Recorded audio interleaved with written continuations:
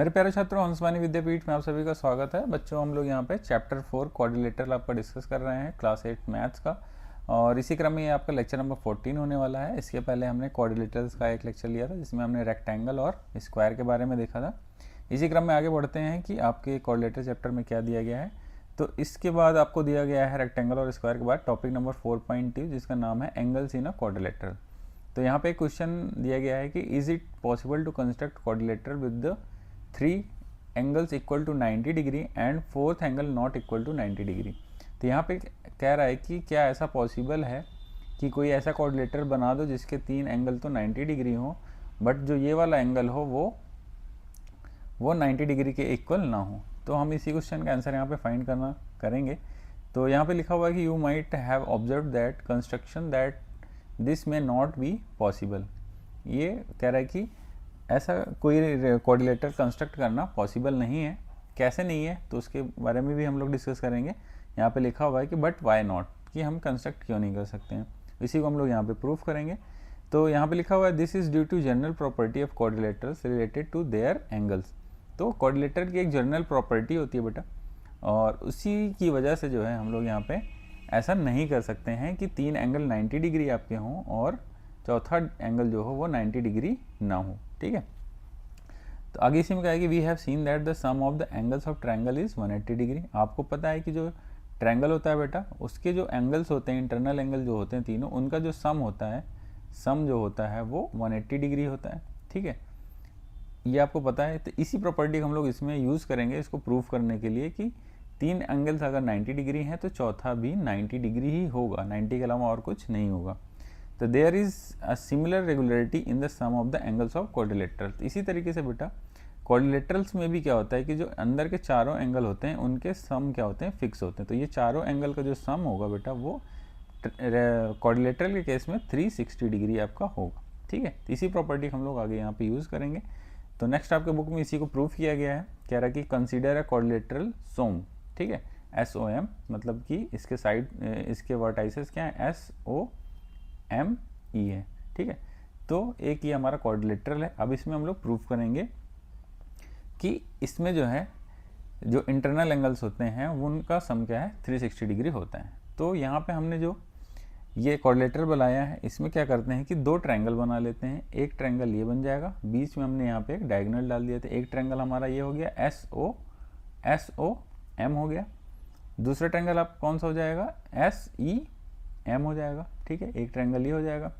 अब यहाँ पे ट्रायंगल का आपको पता है कि जो इंटरनल एंगल होगा, तो जो हम लोग का SEM ट्रायंगल है इसमें मान लेते हैं कि ये वाला एंगल 1 है, ये 2 है और ये 3 है। तो यहाँ से आपको पता है कि ट्रायंगल के जो इंटरनल एंगल होंगे उनका सम क्या होगा, 180 डिग्री। तो मीन्स हम लिख सकते हैं कि angle 1 plus angle 2 plus angle 3 is equal to 180 degree. ठीक है, वही चीज़ यहाँ पे लिखा हुआ है। ठीक है, दूसरे केस में हम लोग मान लेते हैं कि ये वाला एंगल 4 है इस ट्रायंगल के लिए, ये 5 है और ये 6, तो इनका सम क्या होगा, 180 डिग्री। तो यहाँ पे आप लिख सकते हो कि एंगल 4 प्लस 5 प्लस 6 क्या होगा, 180 डिग्री, क्योंकि ये ट्रायंगल की प्रॉपर्टी होती है। तो यहाँ से आप अगर देखोगे कि इन सारे एंगल्स को अगर ऐड कर दिया जाए दोनों ट्रायंगल्स के, तो ये क्वाड्रिलेटरल्स के इंटरनल एंगल बन जाएंगे। एक तो ये एंगल होगा, एक ये हो जाएगा, और ये दोनों सम होके एक हो जाएंगे, और ये दोनों सम होके एक हो जाएंगे। तो इन दोनों को हम लोग क्या करेंगे, वही यहाँ पे लिखा है, what we get when we add all 6 angles. जब हम सारे 6 एंगल्स को ऐड कर लेंगे तो 180 प्लस 180 360 डिग्री हो जाएगा। और यहाँ पे यही एंगल क्या होंगे, एंगल 1 जो है, जो एंगल 1 जो 1 और 4 मिलके क्या बन जाएगा, ये क्वाड्रिलेटरल का एक साइड का एंगल बन जाएगा। ठीक है, और 3 और 6 मिलके एक साइड का बन जाएगा, एंड 2 और 5। तो यहाँ पे आप देखोगे कि एंगल 2 जो होगा प्लस एंगल 1 प्लस एंगल 4, ये एंगल हो जाएगा क्वाड्रिलेटरल का। देन एंगल 3 प्लस एंगल 6 एक एंगल हो जाएगा क्वाड्रिलेटरल का, और एंगल 5, तो ये सारे मिलके कितना आ जाएंगे, 360 डिग्री। तो यहाँ से ये प्रूव हो जाता है कि the sum of all angles in any quadrilateral is 360 degree. ये काफ़ी इंपॉर्टेंट पॉइंट है, इसको आपको इंपॉर्टेंट नोट करके रखना है। ये क्वेश्चन आपके फिल इन द ब्लैंक हो गया, ट्रू फॉल्स वगैरह हो गया, इसमें पूछा जा सकता है। ठीक है, और इसी से रिलेटेड आगे चल के आपको क्वेश्चंस भी एक्सरसाइज में देखने को मिलेंगे। तो ये पॉइंट आपको इंपॉर्टेंट है। कुल मिला के समझाने का मतलब यही था अभी तक कि जो क्वाड्रिलेटरल्स होते हैं बेटा, उसमें इंटरनल एंगल्स जो होते हैं उनका सम कितना होता है, 360 डिग्री।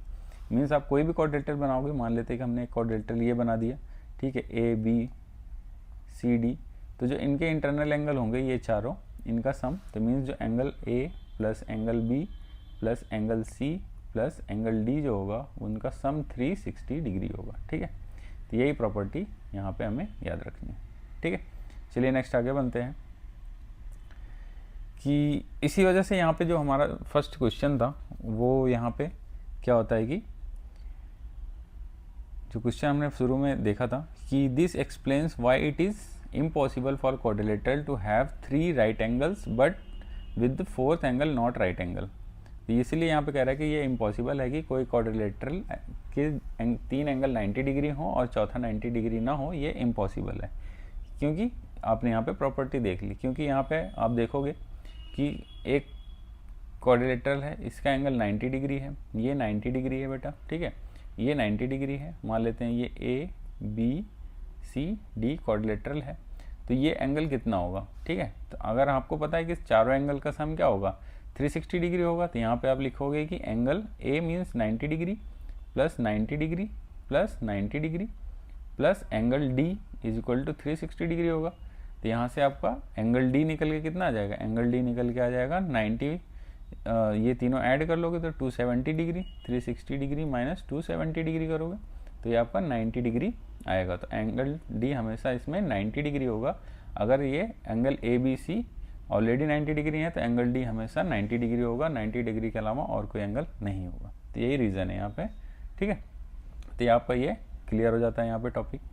नेक्स्ट आपका टॉपिक दिया गया है इसमें टॉपिक 4.3 और इसका नाम है more quadrilaterals with parallel opposite sides. तो यहाँ पे हम कुछ ऐसे क्वाड्रिलेटरल्स के बारे में पढ़ेंगे जिनके अपोजिट साइड्स पैरेलल होते हैं। ठीक है, और वो कौन कौन से होते हैं तो आप यहाँ पे देखोगे तो पैरेललोग्राम के बारे में पढ़ोगे और आगे चल के रोम्बस के बारे में पढ़ोगे। ठीक है, तो पैरेललोग्राम और रोम्बस क्या होते हैं चलिए देखते हैं।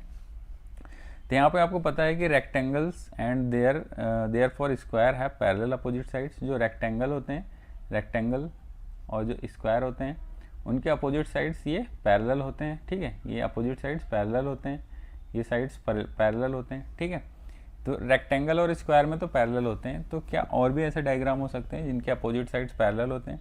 तो वही चीज़ यहाँ पे क्वेश्चन पूछा है कि are there quadrilaterals that have parallel opposite sides that are not rectangle. तो क्या ऐसे भी क्वाड्रिलेटर हो सकते हैं जिनके अपोजिट साइड पैरेलल हो बट वो रेक्टेंगल ना हो। तो बिल्कुल हो सकते हैं। तो यहाँ पे लिखा हुआ है कि let us try constructing one, this can be easily done by drawing 2 pairs of parallel lines ensuring that they do not meet at right angle.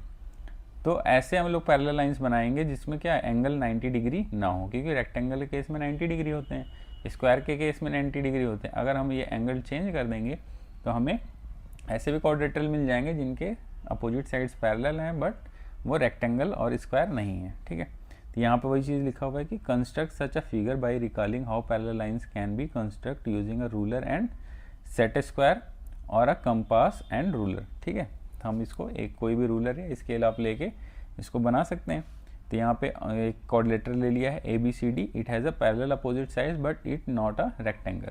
तो यहाँ पे आपने एक रूलर से क्या किया कि एक लाइन आपने ए बी ड्रॉ कर ली, दूसरी आपने सी डी ड्रॉ कर ली और तीसरी यहाँ पे ए डी ड्रॉ कर ली और चौथी आपने बी सी ड्रॉ कर ली। तो यहाँ पे आप देखोगे कि जो ये एक क्वाड्रिलेटरल बन रहा है ये, इसमें आप देखोगे कि अपोजिट साइड्स इसकी पैरेलल है।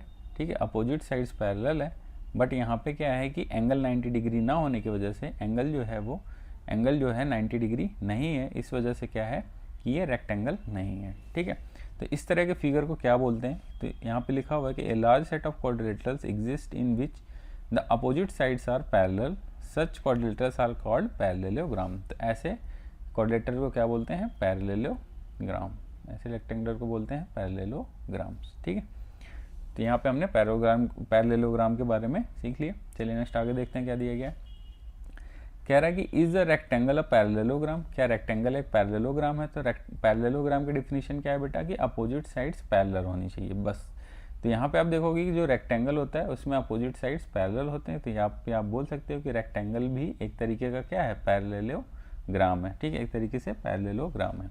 तो पैरेललोग्राम के अंदर ही रेक्टेंगल आता है। ठीक है, तो यहाँ पे आप वेन डायग्राम में समझ सकते हो कि वेन डायग्राम में अगर पैरेललोग्राम ये बड़ा सा एरिया है तो उसके अंदर छोटा सा एरिया हमारा रेक्टेंगल का होगा और रेक्टेंगल के अंदर ये आपको पता है कि स्क्वायर भी आता है, तो ये इसके अंदर स्क्वायर आएगा। तो इस तरीके से आप वेन डायग्राम से समझ सकते हो कि पैरेललोग्राम एक ब्रॉड वर्ड है, उसी के अंदर रेक्टेंगल भी आते हैं और स्क्वायर भी आते हैं। ठीक है, तो वही चीज़ यहाँ पे दिया गया है।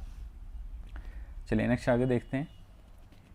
तो यहाँ पे आगे दिया हुआ है कि क्वेश्चन के फॉर्म में कि draw a parallelogram with adjacent sides of length 4 centimetre and 5 centimetre and N angle of 30 degree between them.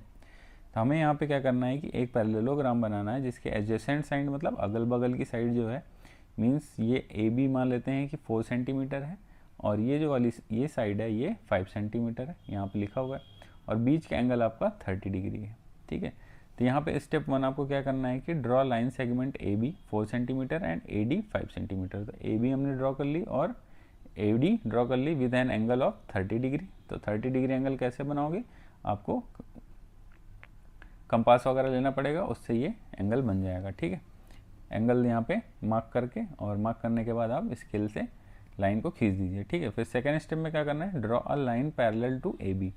तो हमें क्या करना है कि ए बी के पैरेलल एक लाइन ड्रॉ करनी है। ठीक है, तो यहाँ पे देखो, यहाँ पे 4 सेंटीमीटर ड्रॉ कर लिया है, फिर 5 सेंटीमीटर ड्रॉ कर लिया है, फिर यहाँ पे 5 सेंटीमीटर पे एक कट लगा लो। ठीक है, एंगल 30 डिग्री। अब इसमें क्या कर रहा है कि ए बी के पैरेलल एक लाइन हमें ड्रॉ करनी है, तो आप इसके पैरेलल एक लाइन यहाँ पे ऐसे ड्रॉ कर लोगे। ठीक है, जिसका नाम दे दिया डी सी। ठीक है, फिर कह रहा है कि through the point D and a line parallel to A D through B. ठीक है, तो ये चीज़ आपको करना है, mark the point at which these lines intersect C. तो यहाँ पे हमें क्या किया है कि ए बी के पैरेलल लाइन ड्रॉ कर लेंगे, सेम सिमिलरली ए डी के पैरेलल लाइन बी से होते हुए ड्रॉ कर लेंगे, और जहाँ पे ये दोनों इंटरसेक्ट करेंगे उसको नाम दे दिया पॉइंट सी। तो इस तरीके से हमारा ए बी सी डी एक रिक्वायर्ड पैरेललोग्राम बन जाएगा जिसके एडजेसेंट साइड 4 सेंटीमीटर और 5 सेंटीमीटर है। ठीक है, तो इस तरीके से हमारा पैरेललोग्राम बनकर तैयार हो जाएगा। नेक्स्ट क्वेश्चन के फॉर्म में दिया है कि what are the remaining angles of the parallelogram, what are the length of the remaining sides. ठीक है, तो ये दो क्वेश्चन निकल के आते हैं कि भाई जो ये एंगल बचे हुए हैं ये क्या होंगे, बाकी और ये जो दोनों साइड है इनकी लेंथ्स क्या होंगी। तो ये चीज़ें हम आगे चलो फाइंड करते हैं। तो इसी के नाम पे हमारा आ गया डिडक्शन 6। डिडक्शन मीन्स हो गया ज्योमेट्रिकल रीजनिंग, जिसके बेसिस पे हम प्रूव करेंगे कि जो बाकी बचे हुए एंगल्स हैं वो क्या होंगे और जो साइड्स हैं उनकी लेंथ क्या होगी। वही यहाँ पे लिखा हुआ है कि what can we say about the angles of parallelogram. तो पहले हम एंगल्स के बारे में देखते हैं। तो यहाँ पे लिखा हुआ है कि in the parallelogram A B C D, A B और सी डी आपका पैरेलल है, ए बी और ये सी डी पैरेलल है। तो पैरेलल लाइंस को बेटो एरो के फॉर्म में लिखते हैं, आपको एरो से डिनोट कर दिया, तो मतलब ये दोनों ए बी और डी सी पैरेलल है। ठीक है, और देखो दो तरीके से होते हैं, अगर मान लो कि कोई फिगर बना हुआ, कोऑर्डिनेटर बना हुआ, वहाँ पे अगर ऐसे एरो लगा हुआ है तो इसका मतलब है कि ये दोनों लाइन पैरेलल है। ठीक है, और अगर मान लो यहाँ पे भी ऐसे बना हुआ तो इसका मतलब कि ये वाले आमने सामने वाले लाइनें पैरेलल हैं। ठीक है, अगर मान लो कि इस तरीके से लिखा है तो इसका मतलब होता है, अगर मान लो ये सिर्फ एक कट है तो इसका मतलब है कि ये दोनों आमने सामने की साइडें इक्वल हैं। ठीक है, तो इस तरीके से आप समझ सकते हैं। चलिए नेक्स्ट देखते हैं आगे क्या कह रहा है इसमें। तो यहाँ पे आप देखोगे कि आपका ए बी और डी सी पैरेलल है। सिमिलरली आप देखोगे कि यहाँ पे ए डी और बी सी पैरेलल है। तो ये दो चीज़ें हमें यहाँ पे पता चल गया। ठीक है, कि A B C D parallelogram में ए बी और सी डी पैरेलल हैं। तो इसका मतलब ये हो गया कि अगर ए बी ये पैरेलल है डी सी के, तो यहाँ पे जो ए डी होगा हमारा वो इज़ अ ट्रांसवर्सल का काम करेगा। जो ए डी है ट्रांसवर्सल का काम करेगा, जहाँ से ये दोनों पैरेलल लाइन होके जा रही हैं। तो यहाँ पे प्रॉपर्टी ये होती है कि जो एंगल ट्रांसवर्सल से जो पैरेलल लाइन जाती है वो उन दोनों एंगल का सम क्या होगा, 180 डिग्री होगा। Sum of the internal angle on the same side of the transversal. ठीक है, तो कितना होता है 180 डिग्री। तो यहाँ पे एंगल ए और एंगल डी क्या होगा, 180 डिग्री हो जाएगा। एक तो ये यहाँ से निकल के आ जाएगा। इसी तरीके से हमें पता चल जाएगा कि अगर एंगल डी अगर निकालना होगा तो 180 डिग्री माइनस एंगल ए लिख दोगे आप, तो 180 डिग्री हो गया। एंगल ए आपको 30 डिग्री दिया गया है, तो माइनस 30 डिग्री, तो ये 150 डिग्री निकल के आ जाएगा। प्रॉपर्टी हमने क्या लगाया कि internal angle on the same side of a transversal is equal to 180 degree. Sum of the internal angle of the same side of the transversal is equal to 180 degree. इसी तरीके से सिमिलरली आपको A D और B C के लिए हो जाएगा। ए D के पैरेलल क्या है, ये है, तो इसके लिए ट्रांसवर्सल हमारा ए बी हो जाएगा।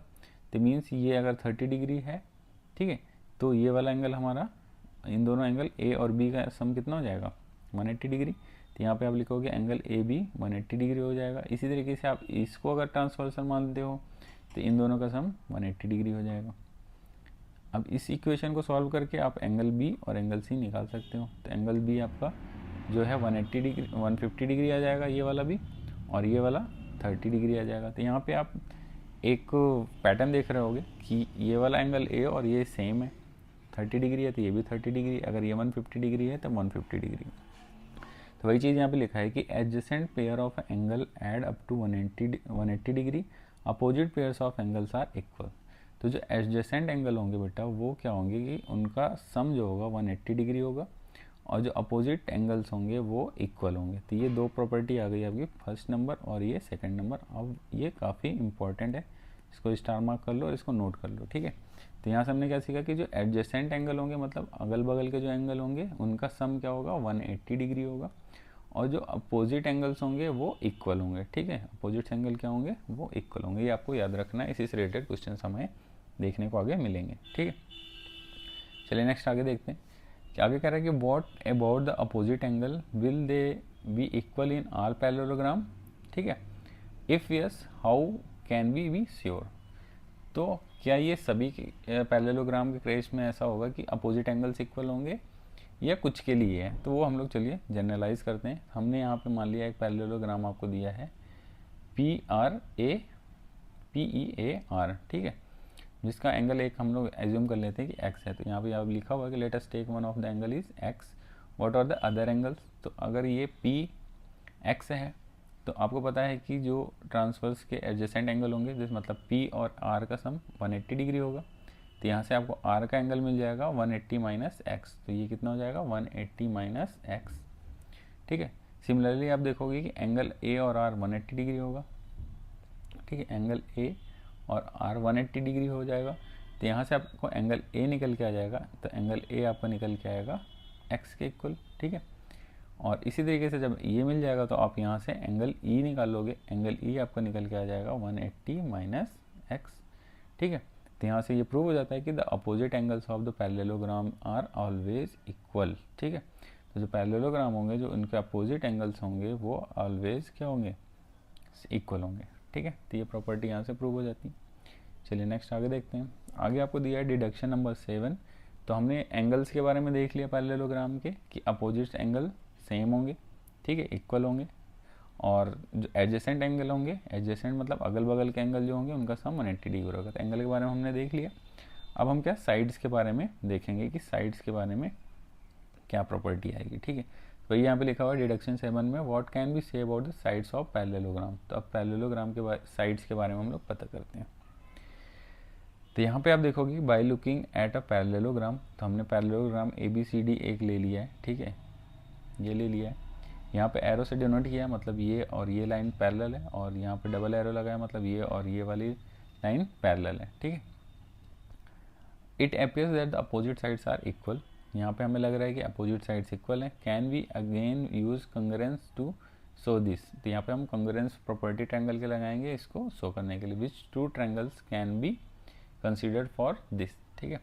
तो हमने यहाँ पे दो ट्रायंगल ABD ले लिया और CDB ले लिया। तो ABD एक ट्रायंगल हमने ले लिया, और दूसरा ट्रायंगल हमने ले लिया है CDB,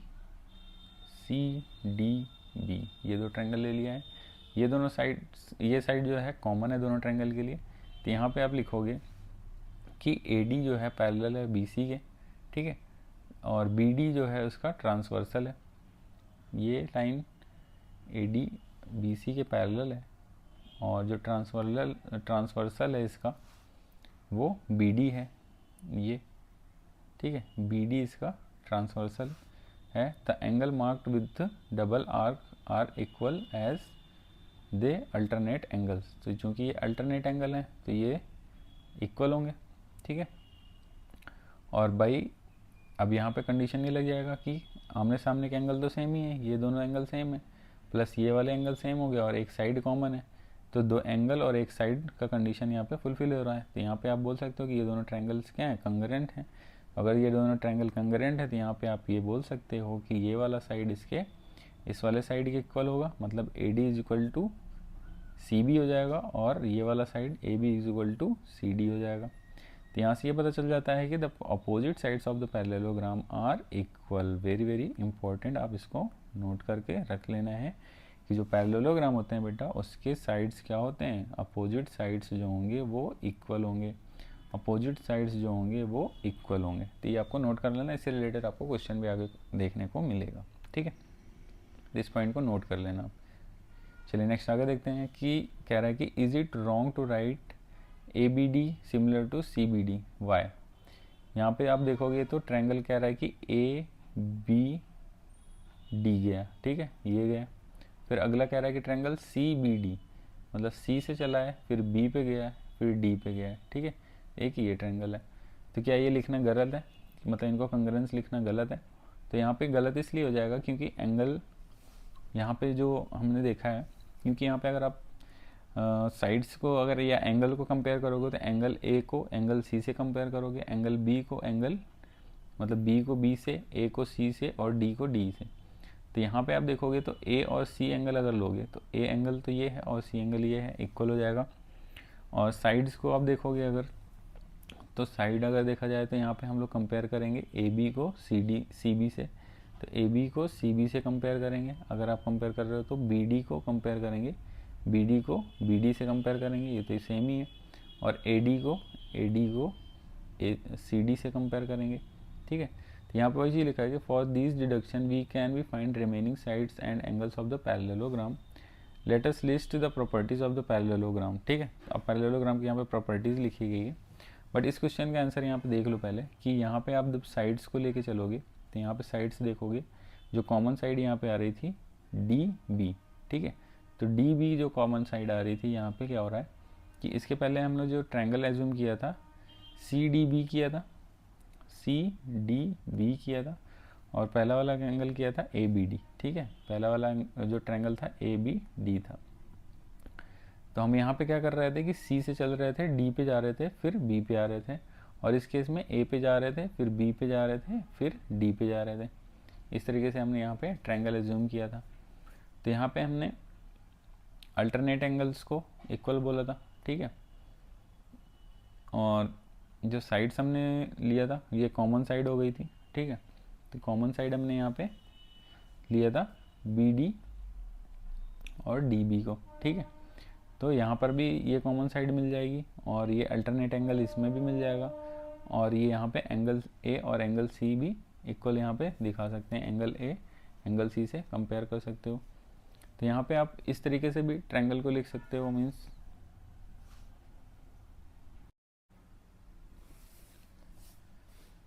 नेक्स्ट आपको क्वेश्चन दिया गया है, कह रहा है कि is it wrong to write triangle A B D congruent to triangle C B D Y.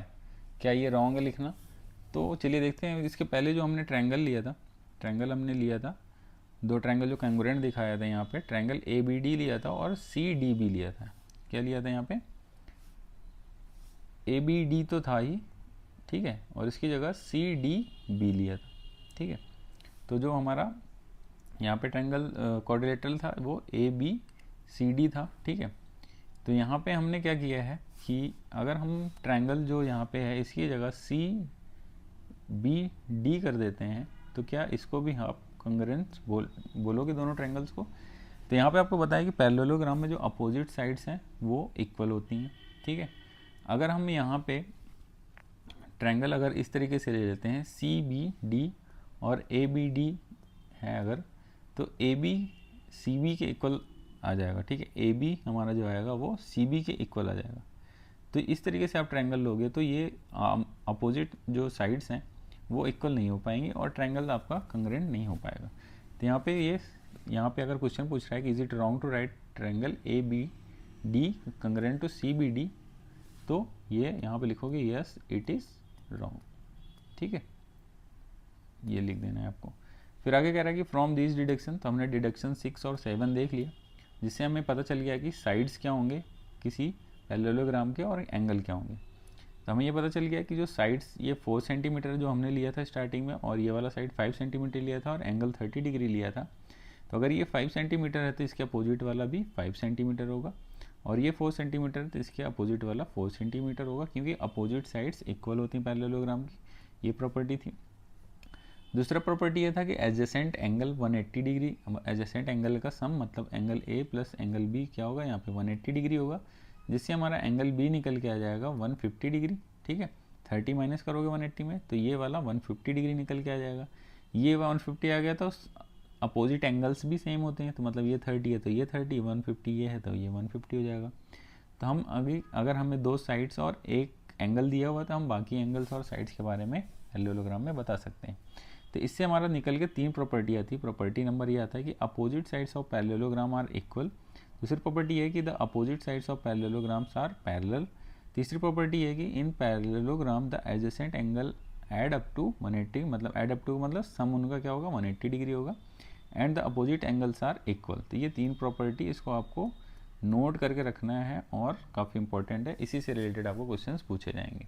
Direct question भी पूछा जा सकता है आपके एग्जाम में, ठीक है, और आपको आगे एक्सरसाइज में भी इससे रिलेटेड क्वेश्चंस मिलेंगे। तो इनको आपको याद करके और ध्यान से दिमाग में रखना है, तभी आपके क्वेश्चन सॉल्व होंगे। ठीक है, अब आगे कह रहा है कि are the diagonals of a parallelogram always equal, check with the parallelogram that you have constructed, we see that the diagonals of a parallelogram need not to be equal. तो यहाँ पे आप देखोगे कि ये इसमें क्वेश्चन पूछ रहा है कि क्या पैरेललोग्राम के जो डायगोनल्स होते हैं वो इक्वल होते हैं। ठीक है, उसको चेक करने के लिए बोल रहा है, और दैट यू जो हम कंस्ट्रक्ट करते हैं, जैसे ये हमने जो अभी कंस्ट्रक्ट किया है 4 सेंटीमीटर 5 सेंटीमीटर, आप स्केल से इस डायगोनल को देखोगे, ठीक है, स्केल से, और इस डायगोनल को देखोगे मेजर करके, तो आप देखोगे कि ये दोनों डायगोनल्स इक्वल नहीं आएंगे। ठीक है, तो वही चीज़ यहाँ पे आ रहा है कि we see that the diagonals of the parallelogram need not to be equal. ठीक है, इक्वल नहीं होंगे। ठीक है, और मतलब ज़रूरी नहीं कि इक्वल हो, बट इक्वल हो भी सकते हैं। जैसे मान लो कि अगर ऐसा हमारा कोई पैरेललोग्राम हो जिनके साइड्स इक्वल हैं, तो जब साइड्स इक्वल होंगे तो उनके जो हैं डायगोनल्स हमेशा क्या आएंगे, इक्वल आएंगे। जैसे कि स्क्वायर के केस में होता है कि डायगोनल्स क्या होते हैं, इक्वल होते हैं। रेक्टेंगल के केस में भी ऐसा होता है कि डायगोनल्स इक्वल होते हैं। ठीक है, तो इन सब केसेस में इक्वल आ जाएंगे, बट क्या होगा कि जो हर केसेस में ज़रूरी नहीं है कि डायगोनल्स इक्वल आए, जैसे कि हमने इस केस में मेजर करके देख लिया। ठीक है, अगला कह रहा है कि do they bisect each other, do they intersect at their mid point reason and और experiment to the figure out. ठीक है, तो चलिए इसको फिगर आउट करते हैं। तो इन्हीं क्वेश्चन से रिलेटेड ये डिडक्शन नंबर 8 आपको दिया है। डिडक्शन 8 कह रहा है कि what is the point of intersection of the two diagonals in a parallelogram. तो जो दो डायगोनल हो गए उनका जो इंटरसेक्शन होगा वो क्या होगा, उसी के बारे में पता करना है। मतलब ये जो डायगोनल दो यहाँ पे दिए गए हैं, जैसे आप फिगर में देख सकते हो कि एक डायगोनल आपको ये दिया गया है और एक डायगोनल ये दिया गया है, और इनका जो पॉइंट ऑफ इंटरसेक्शन है वो इसके बारे में पता करना है कि ये कहाँ पे होंगे। ठीक है, मतलब ये डायगोनल्स को मिड पे इंटरसेक्ट करेंगे या कहीं और पे करेंगे, वही यहाँ पे हमें पता करना है। तो यहाँ पे हमने पैरेललोग्राम लिया है ईजी। ठीक है, इसका नाम ईजी है क्योंकि इसमें वर्टाइसेस EASY है। ठीक है, इसको शॉर्टकट में ईजी बोल दिया। अब इसमें हमें दो ट्रायंगल लेने हैं, ट्रायंगल AOE और ट्रायंगल YOS। हमने दो ट्रायंगल ले लिया, एक ट्रायंगल ले लिया AEOS, दूसरा ट्रायंगल हमने ले लिया है YOS, ये ले लिया है। ठीक है, अब यहाँ देखो ट्रायंगल लेने के लिए भी आपको थोड़ा सा ध्यान रखना है कि जैसे हमने यहाँ पे ट्रायंगल A से चले, फिर उसके बाद O पे गए तो छोटा वाला साइड आ रहा है, देन फिर E पे गए तो बड़ा वाला साइड आ रहा है। सिमिलरली आपको इधर भी ऐसे ट्रायंगल लेना है कि अगर हम यहाँ पे Y से चलेंगे तो O पे जाएंगे तो छोटा साइड आएगा, देन बड़ा वाला साइड आएगा। तो सिमिलर वे में आपको ट्रायंगल को एज्यूम करना है। अगर यहाँ पे ट्रायंगल आप यहाँ पे जैसे आपने यहाँ पे ले लिया AOE ले लिया, ये ट्रायंगल ले लिया, और यहाँ पे आप क्या कर रहे हो, पहले S पे जा रहे हो, फिर O पे जा रहे हो, फिर Y पे जा रहे हो, फिर इस पे जा रहे हो। तो SOY अगर आपने ले लिया तो यहाँ पे पहले क्या आ रहा है, आपका बड़ा वाला साइड आ रहा है, फिर छोटा वाला साइड आ रहा है। तो यहाँ पे कंकरेंसी डिफरेंस हो जाएगी। तो आपको जिस वे में अगर आप चल रहे हो उसी वे में दूसरे ट्रायंगल को भी लेना है। ठीक है, मीन्स अगर हमने ट्रायंगल ले लिया कि चलो ए ई ओ ले लिया है, अगर ऐसे बोल देते हैं ए ई ओ ले लिया है, तो यहाँ पे भी हमें ऐसे चलना पड़ेगा। फिर हमें क्या करना पड़ेगा, पहले हम क्या करें, ए से ई पी जा रहे हैं, बड़ा साइड आ रहा है, फिर बड़ा साइड आ रहा है, फिर छोटा साइड। तो यहाँ पे भी हमें ऐसे करना पड़ेगा, वाई से लेना चलना पड़ेगा, एस पे जाना पड़ेगा, फिर ओ पे जाना पड़ेगा, फिर वाई पे आएगा, फिर ये कंग्रेंस आएंगे। ठीक है, ऐसा नहीं कि हम फिर यहाँ पे चल रहे हैं, एस पे जा रहे हैं, फिर ओ पे जा रहे हैं, फिर वाई पे जा रहे हैं, फिर इस पे, तो साइड्स क्या हो जाएंगे, डिफरेंट हो जाएंगे, तो वो ट्रायंगल कंग्रेंस नहीं होगी। उसी से रिलेटेड यहाँ पे आगे क्वेश्चन भी दिया गया है। ठीक है, उसको आगे डिस्कस करेंगे। तो चलिए यहाँ पे देखते हैं कि क्या कह रहा है इसमें। ठीक है, तो यहाँ पे हमने ट्रायंगल जो लिया है वो अभी ले लिया है, अभी के लिए हमने ट्रायंगल ले लिया है ए ओ ई, मतलब ए से चला हमने, ए से चले ओ पे गए, छोटा साइड आया, फिर ई पे गए, फिर उसके बाद ए पे वापस चले गए। तो एक ट्रायंगल ये हो गया। दूसरा ट्रायंगल वाई ओ एस है, मतलब वाई से चले, फिर ओ पे जाएंगे क्योंकि छोटी साइड पे जाना है, फिर बड़ी साइड पे जाएंगे, एस पे गए, फिर वापस आ गए। तो ये दो ट्रायंगल हमने ले लिया। अब इन दो ट्रायंगल में देखोगे कि ये चूंकि पैरेललोग्राम है, तो ये साइड्स क्या हैं, अपोजिट साइड्स इक्वल होती हैं पैरेललोग्राम में। तो ये फर्स्ट प्रॉपर्टी आ जाएगा कि हमारा जो ए ई है वो इक्वल है वाई एस के, ए ई जो है वो वाई एस के इक्वल है। तो ये पहली प्रॉपर्टी आ गई। दूसरी प्रॉपर्टी हमें एंगल्स को दिखाना है, तो एंगल आपका ये हो जाएगा कि देखो ये चूंकि पैरेलल लाइन है और इनको ये इनके लिए क्या है, एक ट्रांसवर्सल लाइन है। तो ट्रांसवर्सल लाइन्स के जो अपोजिट एंगल्स होंगे वो इक्वल होंगे, मीन्स ये वाला एंगल इनके इक्वल होगा। मान लेते हैं ये एंगल 1 है और ये 2 है, तो एंगल 1 इक्वल टू एंगल 2 होगा। ठीक है, थर्ड प्रॉपर्टी ये हो जाएगी कि ये भी पैरेलल लाइन है और इसके लिए क्या होगा कि ये वाला ट्रांसवर्सल लाइन का काम करेगा, तो इसका अपोजिट एंगल्स ये वाले इक्वल होंगे, जिसको मान लेते हैं कि एंगल 2 है और ये एंगल 3 है। तो यहाँ पे ये एंगल 3 है और ये एंगल 4 है, क्योंकि हमने 2 पहले ही अज्यूम कर लिया था। तो इससे हो जाएगा कि एंगल 3 आपका एंगल 4 के इक्वल होगा। तो ये तीन प्रॉपर्टी अगर ट्रायंगल में सेटिस्फाई कर जाती हैं, मतलब इक्वल हो जाती हैं, तो मीन्स हमारा जो ट्रायंगल, कलर चेंज कर लेते हैं, जो ट्रायंगल ए ओ ई है वो कंग्रेंस हो जाएगा ट्रायंगल वाई ओ एस का। तो इसका मतलब ये हो जाएगा कि जो इसके अदर साइड्स होंगे वो भी इक्वल होंगे। मीन्स ये साइड जो होगा ट्रायंगल का इस साइड के इक्वल होगा, ये साइड जो होगा ये इस साइड के इक्वल होगा। तो यहाँ से आप बोल दोगे कि ए ओ इक्वल होगा ओ वाई के एंड ओ ई इक्वल होगा, मीन्स ये ओ ई इक्वल होगा ओ एस के। तो ये दो चीज़ें हमें यहाँ से पता चल गई। इसका मतलब ये होगा कि जो डायगोनल्स होंगे, जो इंटरसेक्शन होगा वो मिड पॉइंट पे होगा। मीन्स अगर डायगोनल ये 8 सेंटीमीटर का है तो इधर ये 4 सेंटीमीटर होगा, ये 4 सेंटीमीटर है। मानते हैं कि अगर ये डायगोनल 6 सेंटीमीटर का है तो ये 3 सेंटीमीटर और ये 3 सेंटीमीटर, मतलब मिड में एक दूसरे को इंटरसेक्ट करेंगे। तो यही चीज़ यहाँ पे लिखा हुआ है, ये सारी चीज़ें। ठीक है, और यहाँ पे हमें पता चल गया कि O is the mid point of the both diagonal. ठीक है, तो जो पॉइंट ऑफ इंटरसेक्शन होगा वो दोनों डायगोनल्स का मिड पॉइंट होगा, ये हमें यहाँ से पता चल जाता है। ठीक है, तो ये आपका डिडक्शन 8 में हमें ये पता चल जाता है। तो ये डिडक्शन 8 में निकल के क्या आया कि जो डायगोनल्स का इंटरसेक्शन होगा वो मिड पॉइंट होगा दोनों डायगोनल का। अब यही प्रॉपर्टी यहाँ पे बन जाती है। Property number 4, the diagonals of the parallelogram bisect each other. Bisect का मतलब होता है कि इक्वल पार्ट में डिवाइड करना एक दूसरे को। तो ये प्रॉपर्टी आपको नोट करके रखना है, काफ़ी इंपॉर्टेंट है। यहाँ पे क्वेश्चन है कि is it wrong to write triangle A O E congruence to S O Y. तो यस, आपको इसके पहले मैंने समझाया भी था कि ट्रायंगल आपको ध्यान से लेना है। सारे ट्रायंगल आप ऐसे एज्यूम कर लोगे तो वो गलत होगा ना, वहाँ पे कंग्रेंसी आप प्रूफ नहीं कर पाओगे। तो यहाँ पे होगा yes it is wrong to write this triangle this congruence to this. ठीक है, अब यहाँ पे नेक्स्ट कह रहा है कि do the diagonals of the parallelogram intersect at a particular angle. तो यहाँ पे कह रहा है कि इसको मैं एक बार क्लियर करता हूँ, आप इसको नोट कर लीजिएगा। कह रहा है कि जो डायगोनल्स होते हैं पैरेललोग्राम को वो एक दूसरे को एक पर्टिकुलर एंगल पे क्या इंटरसेक्ट करते हैं। मान लो ये पैरेललोग्राम है, ये डायगोनल है इनके दो, तो जो इनके बीच में एंगल है क्या वो पर्टिकुलर कोई एंगल होता है या डिफरेंट होता है। तो ये यहाँ पे है कि आप यहाँ पे ये बोलोगे कि डायगोनल्स तो जो पैरेललोग्राम है उसके शेप पे डिपेंड करेगा। पैरेललोग्राम देखो स्क्वायर भी होता है, तो स्क्वायर में भी सामने आमने सामने की लाइनें पैरेलल हैं, तो एक तरीके से पैरेललोग्राम है।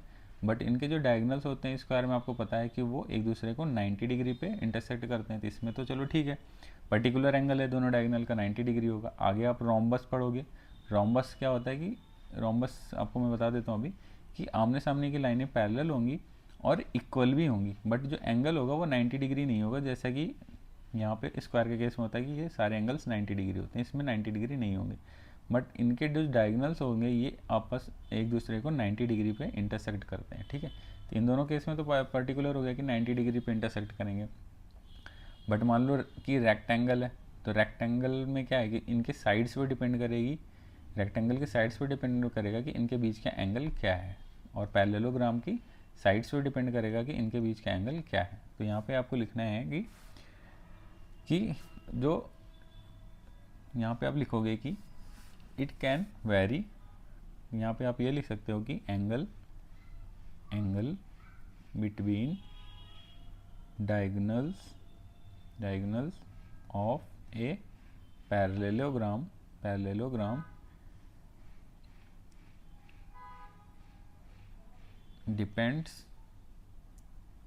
depends on sides of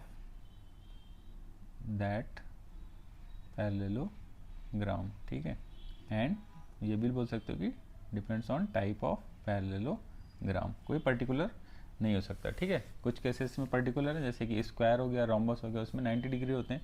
बाकी अदर जो पैरेललोग्राम है या रेक्टेंगल भी एक तरीके का पैरेललोग्राम है, उनके साइड्स भी डिपेंड करेगा किस तरीके का शेप है, उसी हिसाब से उनके बीच का एंगल होगा, ठीक है। तो ये भी चीज़ यहाँ पे क्लियर हो गई। नेक्स्ट आपको दिया है, नेक्स्ट टॉपिक है टॉपिक 4.4, इसमें कह रहा है कि quadrilaterals with equal side length. तो अब हम लोग ऐसे क्वाड्रिलेटरल्स के बारे में पढ़ने जा रहे हैं जिनके इक्वल साइड लेंथ होते हैं। तो एक क्वाड्रिलेटरल तो आपने स्क्वायर पढ़ लिया था जिसमें इक्वल साइड लेंथ इक्वल होते थे, ठीक है। अब इसी से रिलेटेड हम पैरेललोग्राम में भी पढ़ेंगे जिसका नाम होगा रोम्बस, ठीक है। तो इस चीज़ को यहाँ पे देखने चल रहा है। स्क्वायर के केस में क्या होता था कि सारे एंगल 90 डिग्री होते थे, रोम्बस के केस में 90 डिग्री नहीं होंगे, ठीक है। तो यहाँ पे क्वेश्चन के फॉर्म में लिया है कि are squares the only quadrilaterals that have equal side length. कह रहा है कि क्या स्क्वायर, आपको पता है कि स्क्वायर का जो साइड लेंथ होते हैं वो इक्वल होते हैं, मतलब आप अगल बगल की लाइनें साइड से इक्वल होते हैं। इसमें क्वेश्चन ये आ रहा है कि ऐसे भी और भी क्वाड्रिलेटरल हैं जिनके साइड लेंथ इक्वल हो। तो let us explore this question through construction. तो हम चलो एक्सप्लोर करते हैं। तो हमने क्या किया कि टू इक्वल साइड्स के हम लोग ए डी और ए बी ड्रॉ कर लिया, नॉट जो कि परपेंडिकुलर नहीं है। तो हमने एक साइड मान लिया कि ए बी ड्रॉ कर लिया, ठीक है। मान लेते हैं कि ये 5 सेंटीमीटर है, जिम कर लेते हैं। अब यहाँ पे हम 90 डिग्री ना लेके कोई अलग एंगल पे एक साइड इक्वल लेंथ की यहाँ पे कट कर लेते हैं। मान लेते हैं कि 50 डिग्री पे हमने एक लाइन ए डी मान लिया जिसकी लेंथ 5 सेंटीमीटर ये भी है। तब एडजेसेंट साइड क्या हो गया, इक्वल हो गया। अब हमें क्या करना है कि can we complete this quadrilateral so that all its side are same length. तो बिल्कुल कर सकते हो। तो आपको क्या करना है कि इस लाइन के पैरेलल एक लाइन खींचनी है ये, और इस लाइन के पैरेलल एक लाइन खींचना है ये, और 5 सेंटीमीटर पे कट लगा देना है। इसको भी 5 सेंटीमीटर, इसको भी 5 सेंटीमीटर और इसको भी 5, ये तो 5 सेंटीमीटर थे ही। इस तरीके से ये आपका कंस्ट्रक्ट हो जाएगा, ABCD एक क्वाड्रिलेटरल कंस्ट्रक्ट हो जाएगा।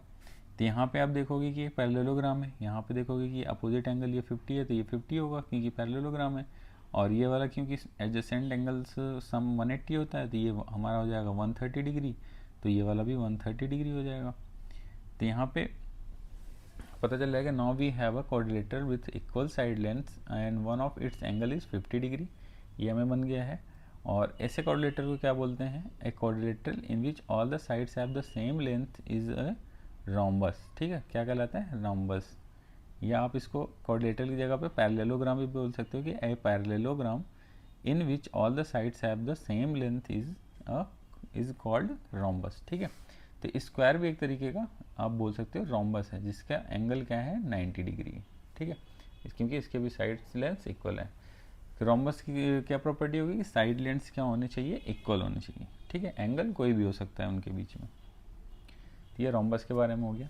अब अगला क्वेश्चन इसी में आता है कि what are the other angles of the rhombus ABCD that we have constructed, reason and और एक्सपेरिमेंट फिगर आउट। तो हमें अब जो एंगल्स हैं उन्हें पता करना है, क्योंकि एक एंगल हमें दे दिया था 50 डिग्री, बाकी एंगल्स हमें पता करने थे। तो चलिए यहाँ पे इसी से रिलेटेड एक डिडक्शन लीजिए। डिडक्शन नंबर 9 कह रहा है कि what can we say about the angles in rhombus. तो हम रोम्बस के एंगल के बारे में देखते हैं। यहाँ पे एक रोम्बस ले लिया है GAME, ठीक है, तो इसका शॉर्ट फॉर्म हो गया गेम। तो एक रोम्बस हमारे पास है गेम, जिसमें हमने दो ट्रायंगल ले लिया है, ट्रायंगल GAE और ट्रायंगल MAE। तो हमने ट्रायंगल लिया है एक GAE, फिर G पे आ गया, फिर दूसरा ट्रायंगल लिया है MAEM, ठीक है, ये ट्रायंगल लिया है। तो यहाँ पे हमें पता चल गया कि जो GE है वो GA के इक्वल है, GE और GA इक्वल है, मतलब क्योंकि ये रोम्बस है तो साइड्स तो इक्वल हैं इसके। और सिमिलरली इस तरह इनमें क्या हो जाएगा कि, और ये अगर ये साइड्स इक्वल हैं तो किसी भी ट्रायंगल में अगर साइड्स इक्वल हैं तो उनके साथ के एंगल भी इक्वल होते हैं, मतलब A और D एंगल इक्वल होंगे। सिमिलरली अगर हम लोग ये वाला ट्रायंगल लेते हैं तो इसमें क्या हो जाएगा कि ये दोनों साइड्स इक्वल हो जाएंगे, ME = MA हो जाएगा, और ये वाले दोनों एंगल इक्वल हो जाएंगे, मतलब B = C हो जाएगा, ठीक है। अब यहाँ पे हमें पता चल जाएगा it can be seen that the, ये दोनों जो ट्रायंगल हमने जूम किया था वो कंग्रेंस हैं। तो अगर ये दोनों ट्रायंगल कंग्रेंस हैं तो हमें ये पता चल जाएगा कि एंगल A और B जो इक्वल हैं, ठीक है, जो एंगल A और B हैं वो इक्वल होंगे और C और D इक्वल होंगे। एंगल A एंगल B के इक्वल होगा और एंगल C एंगल D के इक्वल होगा, और जो एंगल G है ये वाला और ये वाला एंगल M सेम होगा। जिससे हमें ये पता चल जाएगा कि ABCD एंगल चारों इक्वल हो जाएंगे, ठीक है। और यहाँ से हमें फैक्ट निकल आया, these facts hold for any rhombus, let us apply these rhombus ABCD that we construct earlier, let the four equals angles formed by the diagonal BA as shown in the figure. तो यहाँ से हमें पता चल रहा है कि जो एंगल निकल के आएगा कि ये 50 डिग्री है तो सामने वाला भी 50 डिग्री होगा, ठीक है, और ये इक्वल एंगल्स क्या होंगे, इक्वल होंगे। तो इसका मतलब ये है कि जो डायगोनल्स होगा, जो रोम्बस का डायगोनल होगा, मीन्स जैसे ये डायगोनल है, ये क्या करेगा कि जो एंगल होगा, जो एंगल E है मतलब कंप्लीट और एंगल A है, उसको हाफ हाफ पार्ट में डिवाइड कर देगा।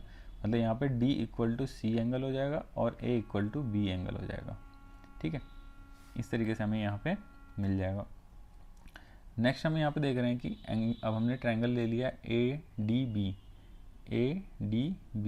हमने एक ट्रायंगल ले लिया है। हमें पता चल गया कि ये एंगल और ये एंगल सब सेम है, तो इसको हमें जूम कर लेते हैं कि A होगा। तो यहाँ से हमें इस ट्रायंगल में पता है कि 180 डिग्री होगा, तो A + 50 डिग्री 180 डिग्री हो जाएगा, तो A हमारा निकल के आ जाएगा 65 डिग्री। सिमिलरली हमारा इसी तरीके से रोम्बस ABCD में बाकी एंगल निकल के आ जाएंगे।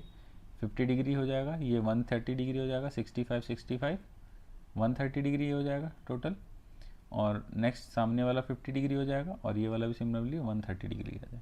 तो यहाँ से एक प्रॉपर्टी निकल के आ जाती है कि जो रोम्बस होगा, in a rhombus opposites angles are equal to each other. तो जो अपोजिट एंगल होंगे वो एक दूसरे के इक्वल होंगे। मान लो ये रोम्बस है, इसमें अगर ये एंगल मान लेते हैं कि 30 डिग्री है तो ये 30 डिग्री होगा, और ये वाला कितना 180 - 30 करना पड़ेगा, तो 180 में 30 आप माइनस करोगे तो कितना जाएगा 150 डिग्री आ जाएगा, और इसके सामने वाला ये भी 150 डिग्री होगा, ठीक है। तो रोम्बस के केस में ये होगा कि अपोजिट एंगल्स क्या होंगे, एक दूसरे के इक्वल होंगे, ठीक है। तो ये प्रॉपर्टी यहाँ से आ जाएगी। अब यहाँ से हमें पता चल गया कि अपोजिट एंगल्स इक्वल होते हैं, ठीक है। चलिए नेक्स्ट आगे देखते हैं। मेन यही प्रॉपर्टी याद रखना है। अब इसी को प्रूफ करने के लिए सारी चीज़ें यहाँ पे दी गई हैं, ठीक है। अब यहाँ पे कह रहा है कि as opposite sides are parallel, हमने जैसा कि देखा था रोम्बस गेम में GAME में is also parallelogram, thus every rhombus is a parallelogram and the properties of the parallelogram holds true the rhombus as well.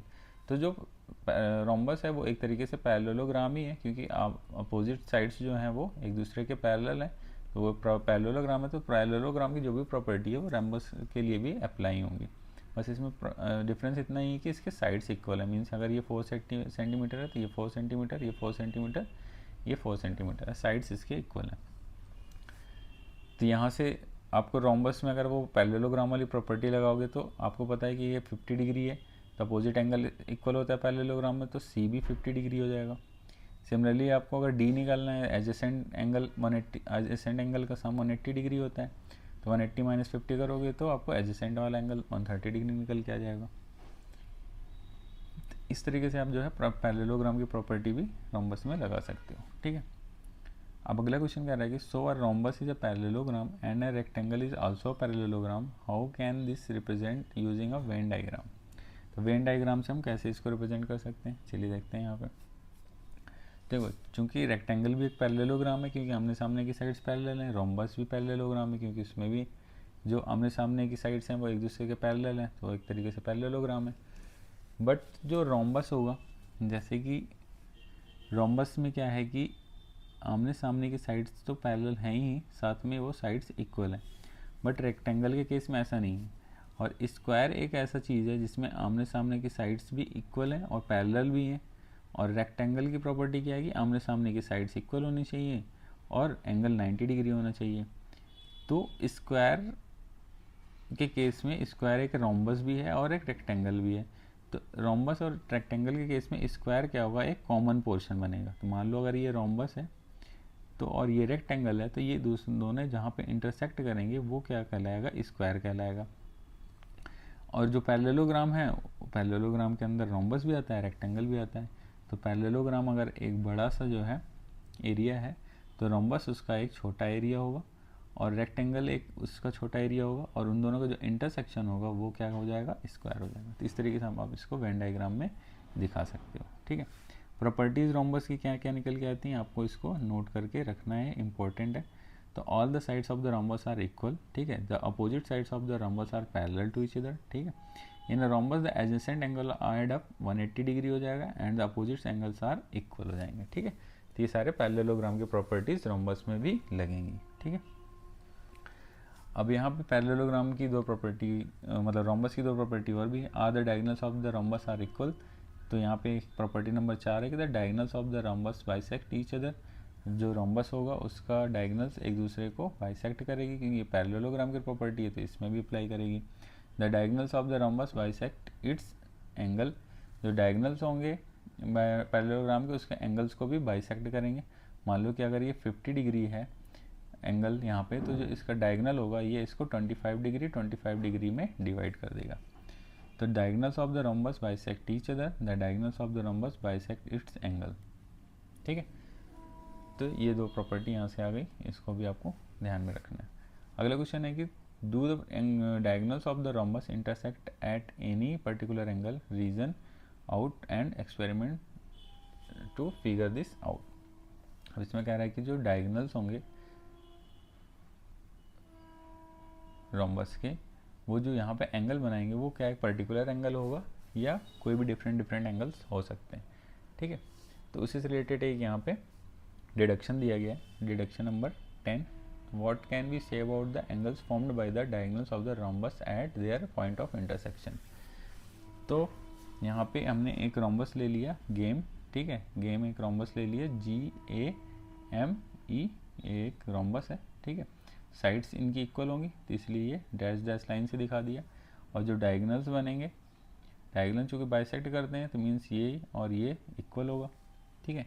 हमने यहाँ पे ट्रायंगल ले लिया GEO, मतलब हमने ट्रायंगल लिया है GEO ले लिया, ये ट्रायंगल ले लिया GEO। दूसरा हमने ट्रायंगल ले लिया MEO, M से चले E पे गए, O पे चले आए, ठीक है। ये वाला ट्रायंगल ले लिया।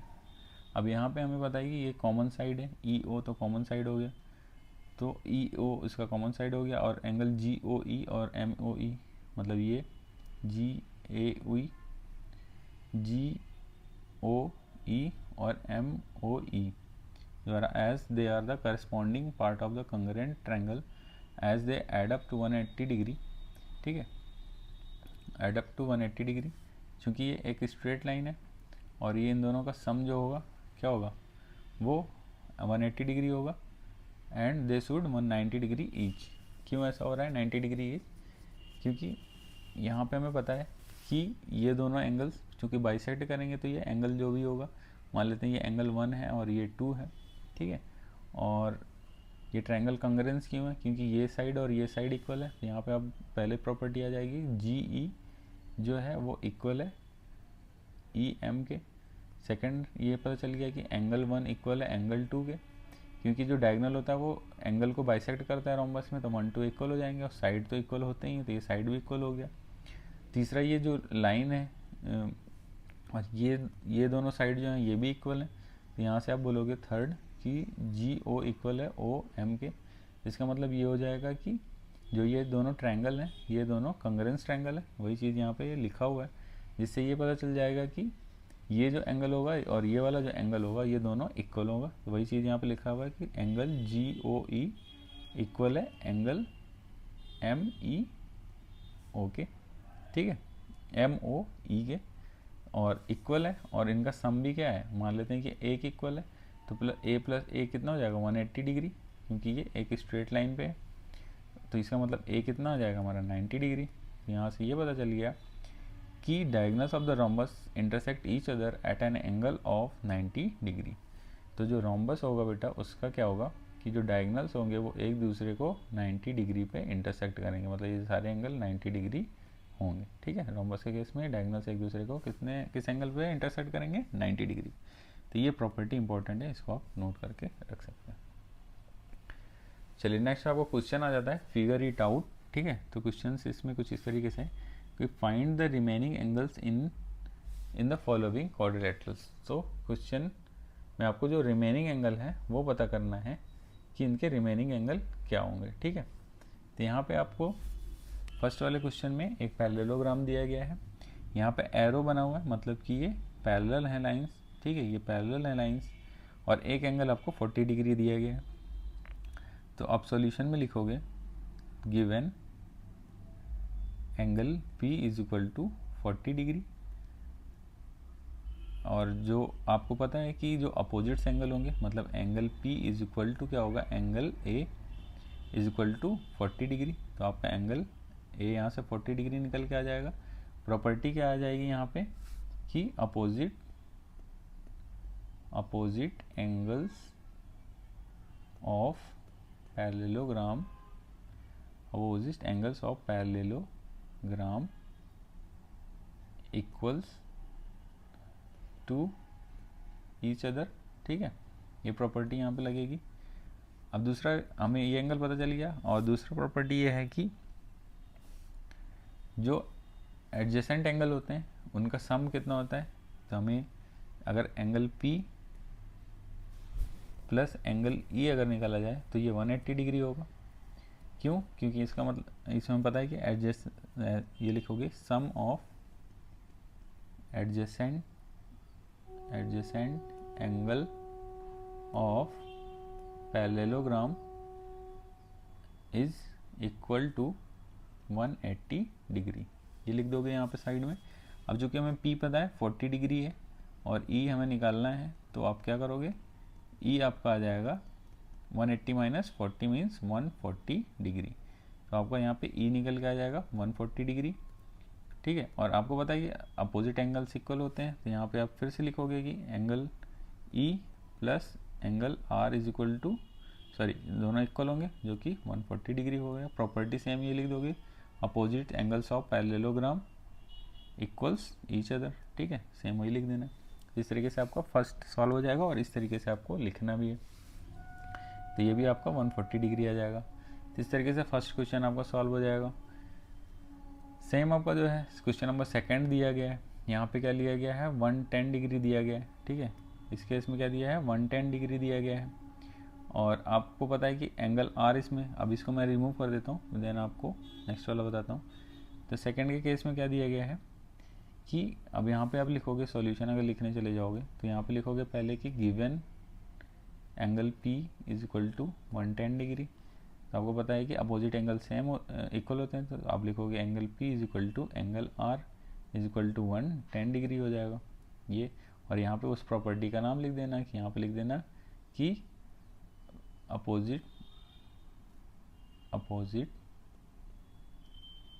Angle in parallelogram equals to each other, ठीक है, ये लिख देना है। अब यहाँ पे आपको निकल के आ गया 110 डिग्री। अब दूसरा आपको पता है प्रॉपर्टी कि जो एंगल एडजेसेंट एंगल का सम होगा, means angle P plus angle Q होगा वो 180 डिग्री होगा, और एंगल P आपको पता है 110 डिग्री है, तो एंगल Q आप इजीली निकाल लोगे, कितना हो जाएगा माइनस कर दोगे, तो एंगल Q आपका आ जाएगा 70 डिग्री, तो यहाँ से आपको पता चल गया कि ये 70 डिग्री आ जाएगा। और यहाँ पे वो प्रॉपर्टीज़ का नाम देख लेना कि सम ऑफ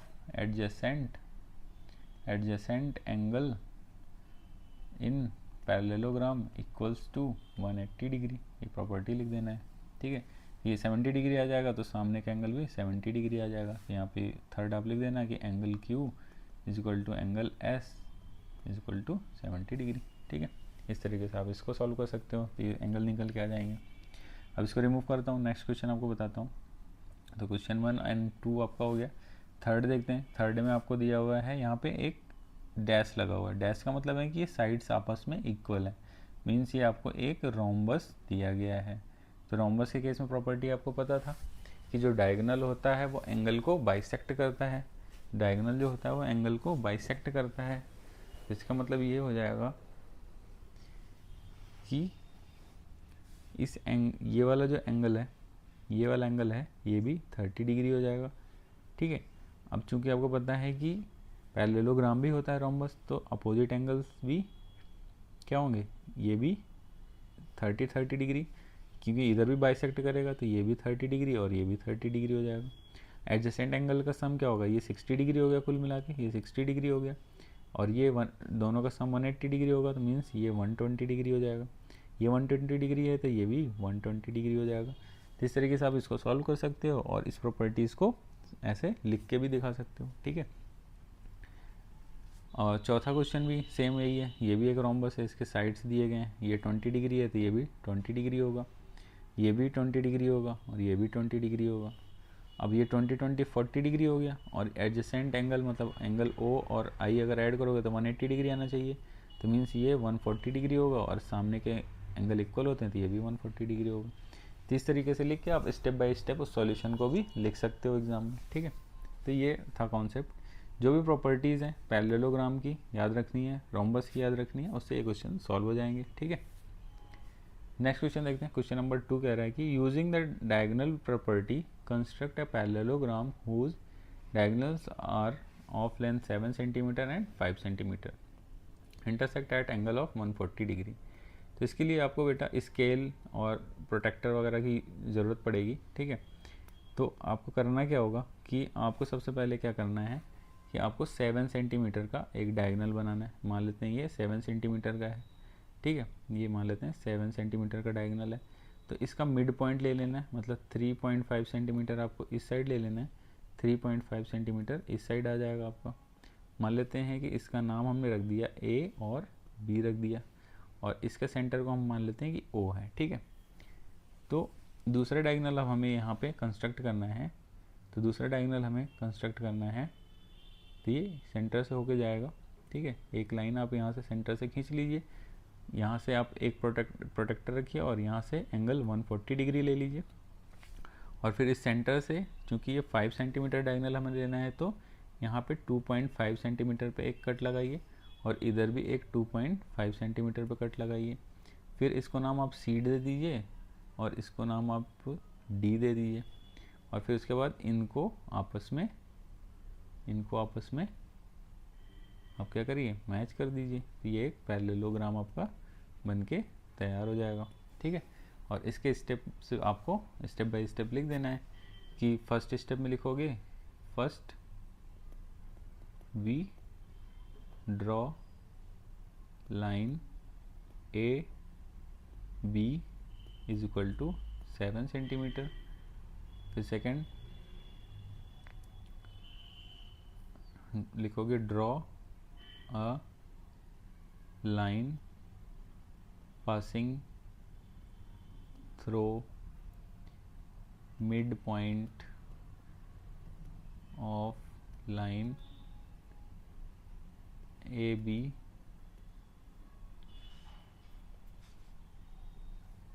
ठीक है, फिर थर्ड आप लिखोगे mark point C and D such that OC is equal to 2.5 centimeter and OD is equal to 2.5 centimeter। Fourth step में आप लिख दोगे then join points A A2 A हमारा ऐसे ज्वाइन लिखोगे, ए को हमने सी से ज्वाइन कर दिया, सी को बी से ज्वाइन कर दिया, बी को डी से ज्वाइन कर दिया और डी को ए से ज्वाइन कर दिया। तो फिफ्थ आपका निकाले तो आप यहाँ पर लिखोगे required parallelogram is A D B C हमारा हो जाएगा। इस तरीके से आप इसको स्टेप बाय स्टेप लिख सकते हो। आप दूसरा भी लैंग्वेज में लिख सकते हो कि कैसे कैसे हमने स्टेप में इसको बनाया है। ठीक है, नेक्स्ट क्वेश्चन है क्वेश्चन नंबर 3।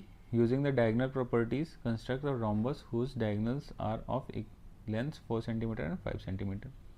हमें एक रोम्बस बनाना है, तो एक डायगोनल हम मान लेते हैं ये 4 सेंटीमीटर।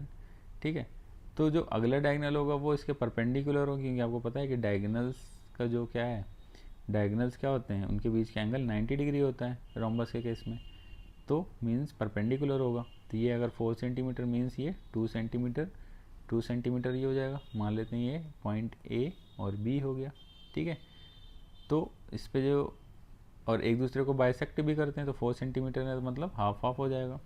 सिमिलरली यहाँ पे भी एक लाइन खींचो और यहाँ पे क्या करो कि 2.5 सेंटीमीटर और 2.5 सेंटीमीटर पे एक मार्क कट कर लो इस लाइन पे। फिर आप क्या करो कि इन दोनों, इसको आप मान लो कि पॉइंट सी है और इसको मान लो पॉइंट डी है। फिर आप क्या करो, इनको आपस में कनेक्ट कर दो, ए को सी से, सी को बी से, बी को डी से, डी को ये से। तो यहाँ पे आपका एक रोम्बस बन के तैयार हो जाएगा। ठीक है, स्टेप सॉल्यूशन में अगर स्टेप्स लिखने हैं तो स्टेप 1 में ऐसे लिखोगे। स्टेप 1 सबसे पहले हमने ए बी को ड्रॉ किया।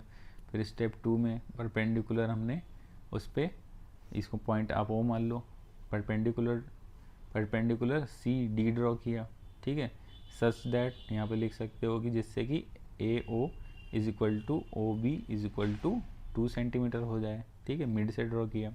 ठीक है, और थर्ड आप लिखोगे कि देन कनेक्ट या ज्वाइन, ए को सी से ज्वाइन किया, सी को बी से ज्वाइन किया, बी को डी से ज्वाइन किया। सो रिक्वायर्ड रोम्बस लिख लोगे यहाँ पे, rhombus is equal to A C B D, ये हो जाएगा। इस तरीके से आपको लिख देना है शॉर्टकट में। तो यहाँ पे आपका रोम्बस और पैरेललोग्राम यहाँ पे कंप्लीट हो जाता है। उससे रिलेटेड जो एक्सरसाइज है आपकी बुक में वो भी हमने देख लिया। तो अभी के लिए फिलहाल इतना ही रखेंगे। नेक्स्ट लेक्चर में आपको ये चैप्टर कंप्लीट हो जाएगा, चैप्टर नंबर 4 क्वाड्रिलेटरल। तो अगर आपको इससे रिलेटेड कोई क्वेश्चन हो तो आप पूछ सकते हैं हमसे, और साथ ही आप हमें इंस्टाग्राम और फेसबुक पर भी फॉलो कर सकते हैं। अभी के लिए फिलहाल इतना ही। Thanks for watching. जय हिंद, वंदे मातरम।